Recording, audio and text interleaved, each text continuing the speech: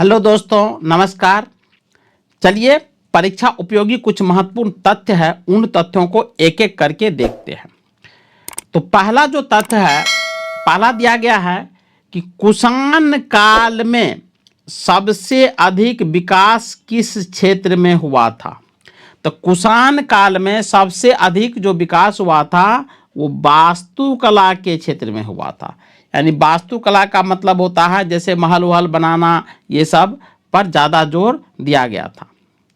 वास्तुकला, स्थापत्य कला। आगे देखिए, किस कुषाण शासक ने सर्वाधिक स्वर्ण मुद्राएं जारी की थी। बहुत इंपॉर्टेंट प्रश्न है कि किस कुषाण शासक ने सर्वाधिक स्वर्ण मुद्राएं जारी की थी। तो इसका नाम है बिम कैडफिसस। ये कुषाण वंश के शासक थे बिम कैडफिसस, जिसने सबसे अधिक मात्रा में सोने के सिक्के जारी किए थे। नेक्स्ट है, गुप्त साम्राज्य का संस्थापक कौन था। तो श्रीगुप्त, यानी गुप्त वंश की जो स्थापना की गई थी वो श्रीगुप्त के द्वारा की गई थी। मौर्य वंश जब समाप्त हो जाता है तो गुप्त वंश अस्तित्व में आता है। नेक्स्ट है, श्रीगुप्त ने कौन सी उपाधि धारण की थी। तो महाराज की उपाधि श्रीगुप्त ने धारण की थी। नेक्स्ट है, घटोत्कच का उत्तराधिकारी कौन था। घटोत्कच का उत्तराधिकारी जो था ये चंद्रगुप्त प्रथम था। घटोत्कच का उत्तराधिकारी चंद्रगुप्त प्रथम था। नेक्स्ट है, चंद्रगुप्त प्रथम ने किस लिच्छवी राजकुमारी से विवाह किया था। तो लिच्छवी जो क्षेत्र है वो वर्तमान में बिहार में जो वैशाली जिला है वही क्षेत्र को लिच्छवी क्षेत्र कहा जाता था। तो कह रहा है वहां के चंद्रगुप्त प्रथम ने लिच्छवी राजकुमारी से विवाह किया था और लिच्छवी राजकुमारी का नाम था कुमार देवी। नेक्स्ट है, चंद्रगुप्त प्रथम ने कौन सी उपाधि धारण की थी। तो महाराजाधिराज की उपाधि धारण की थी चंद्रगुप्त प्रथम ने।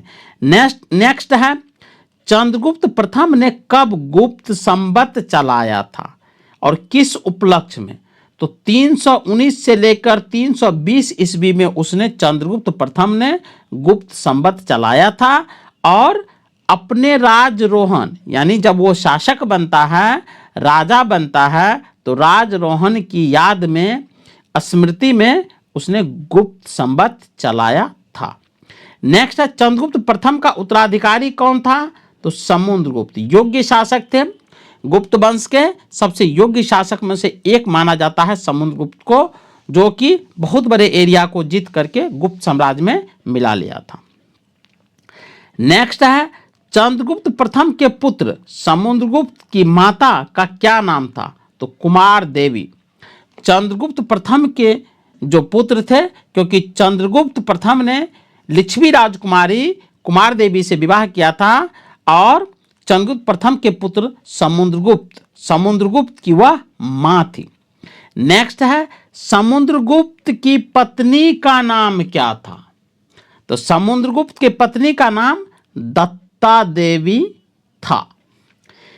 नेक्स्ट है कि किस लेख में समुद्रगुप्त के जीवन व व्यक्तित्व का विस्तृत विवरण है। तो प्रयाग प्रशस्ति यानी इलाहाबाद से संबंधित है।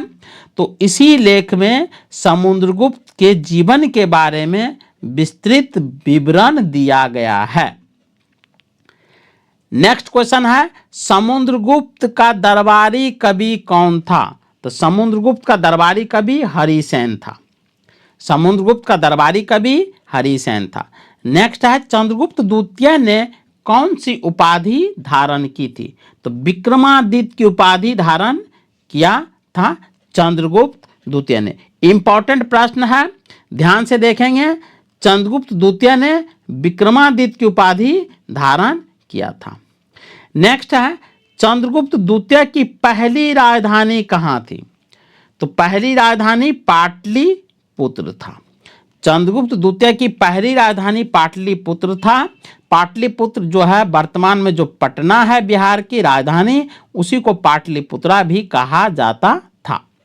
अब आप लोग कमेंट सेक्शन में बताएंगे कि दूसरी राजधानी चंद्रगुप्त द्वितीय की क्या थी। नेक्स्ट है चंद्रगुप्त द्वितीय की दूसरी राजधानी कहाँ थी, तो ये उज्जैनी दे दिया गया है। इसका आंसर यहाँ दिया गया है, द्वितीय जो राजधानी थी वो उज्जैनी थी। नेक्स्ट है चंद्रगुप्त द्वितीय का प्रधान सेनापति कौन था, तो अमरकादेव। अमरकादेव जो था उनका प्रधान सेनापति था। इंपॉर्टेंट प्रश्न है, पूछा जा सकता है।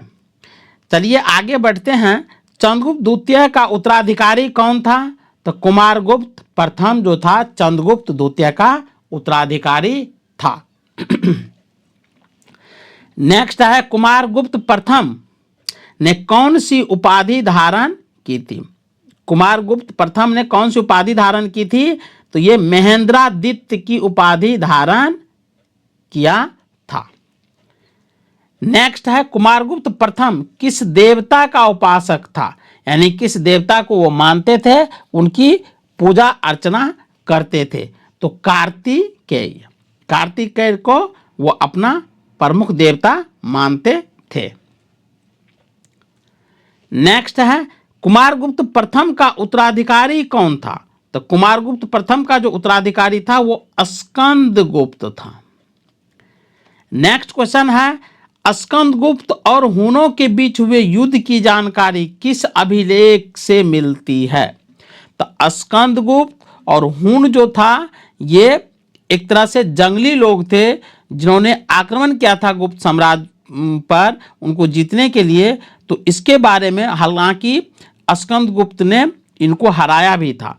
तो इसमें अभिलेख करा है, जानकारी किस अभिलेख से मिलती है, तो ये भीतरी स्तंभ लेख से जो गाजीपुर उत्तर प्रदेश से मिलता है, यहां से प्राप्त होता है। नेक्स्ट है हूनों को पराजित करने के बाद स्कंदगुप्त ने कौन सी उपाधि धारण की थी।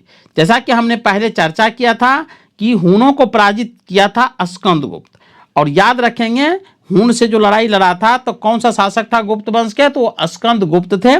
और जब स्कंदगुप्त हूनों को पराजित किया था, यानी बाह्य आक्रमणकारी थे, एक तरह से ये लोग कह सकते हैं कि जंगली लोग थे, तो इनको जब पराजित किया स्कंदगुप्त ने, तो उसने विक्रमादित्य की उपाधि धारण की थी। इंपॉर्टेंट प्रश्न है, ध्यान रखेंगे। चलिए तो आज के लिए बस इतना ही, मिलते हैं नेक्स्ट वीडियो के साथ, तब तक के लिए जय हिंद।